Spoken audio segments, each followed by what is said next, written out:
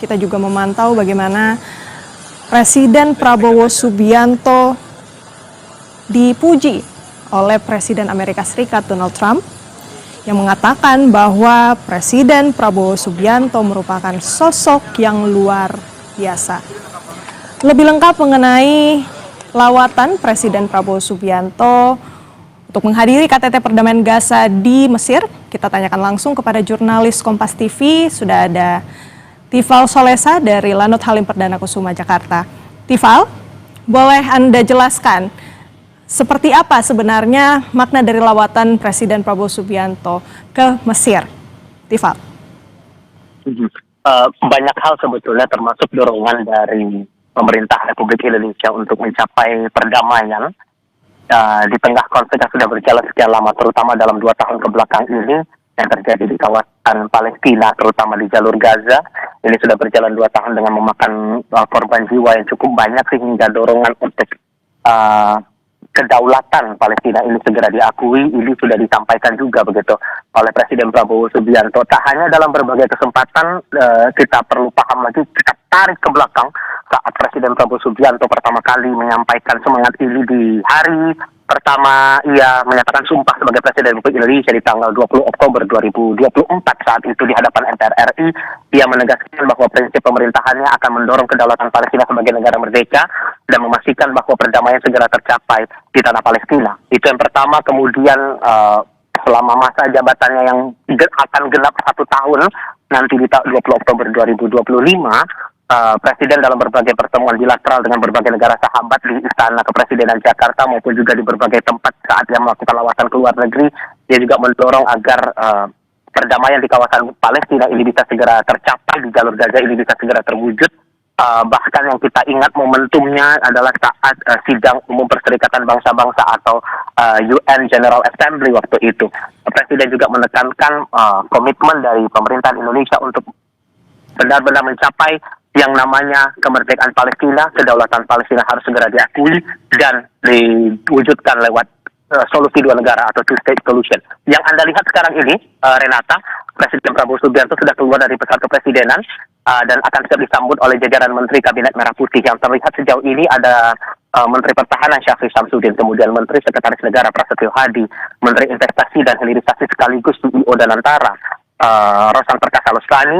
Di sebelahnya ada Brian Yuliarto juga, Mendikti Saintek, Menteri Pemuda dan Olahraga Erick Thohir, ditambah juga ada Kepala Badan Komunikasi Pemerintah atau Bakom RI, Angga Raka Prabowo yang juga menjabat sebagai Wakil Menteri Komunikasi.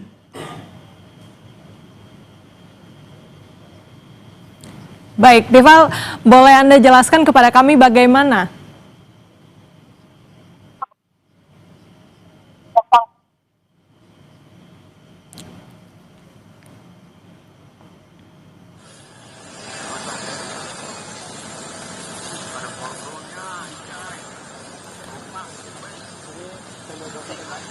dan saudara, kita saksikan kedatangan dari Presiden Republik Indonesia Prabowo Subianto yang baru saja tiba di Lanut Halim Perdana Kusuma setelah lawatannya di Mesir untuk menghadiri konferensi tingkat tinggi perdamaian di Gaza. Dan Prabowo Subianto ini menjadi salah satu kepala negara yang ikut hadir di dalam pertemuan ini. Ada lebih dari 20 pemimpin negara, saudara, yang hadir dalam pertemuan ini, termasuk Presiden Amerika Serikat Donald Trump dan Perdana Menteri Inggris Keir Starmer. Dari informasi yang kami dapatkan,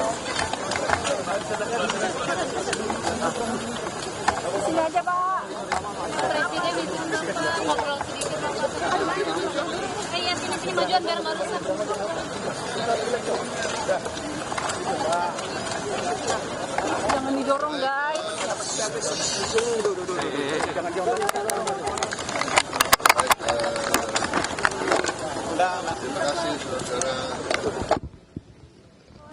Terima kasih saudara. Aku didorong, Mas. Mesir ya, Sharm El Sheikh. Kita kumpul, saya kira banyak tokoh dari banyak negara menyaksikan tanda tangan pokok-pokok persetujuan rencana gencatan senjata yang nantinya mengarah kepada perdamaian keseluruhan. Jadi ya ini usaha yang besar. Kita berdoa bahwa ini akan sukses. Tapi saya kira ini awalan yang baik.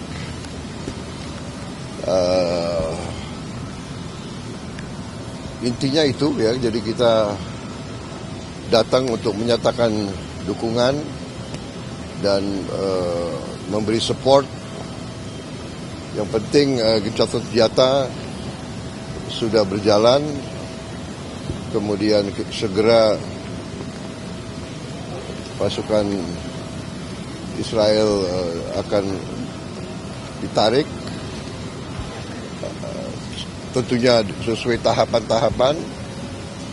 Sandera-sandera sudah dilepas, masih ada beberapa yang mungkin yang jenazahnya yang belum ketemu. Saya kira itu intinya ya. Jadi ya Indonesia tentunya selalu diajak untuk ikut mendukung proses besar ini, dan memang ini tekad kita sebagai bangsa, tekad saya. Puluhan tahun saya membela Palestina, puluhan tahun sejak saya masih muda. Kita terus-menerus mendukung kemerdekaan Palestina, rakyat Palestina. Dan alhamdulillah ya kita bisa berbuat. Indonesia selama ini aktif. Kita kirim bantuan, kita kirim kapal, kita kirim Hercules berkali-kali. Saya kira rakyat Palestina dan rakyat Timur Tengah melihat bagaimana komitmen Indonesia. Kita juga kirim bantuan pangan cukup besar, ribuan ton beras kita kirim, dan kita terus komit untuk mendukung ini. Dan saya ditanya oleh pihak-pihak yang merupakan pihak katakanlah mediator kunci, ya. Amerika Serikat dengan Turki, Qatar, Mesir, negara-negara yang langsung berurusan sama Palestina. Mereka bertanya gimana kesiapan Indonesia. Kami katakan kami siap. Kalau diminta pasukan penjaga perdamaian, pasukan peacekeeping, Indonesia siap.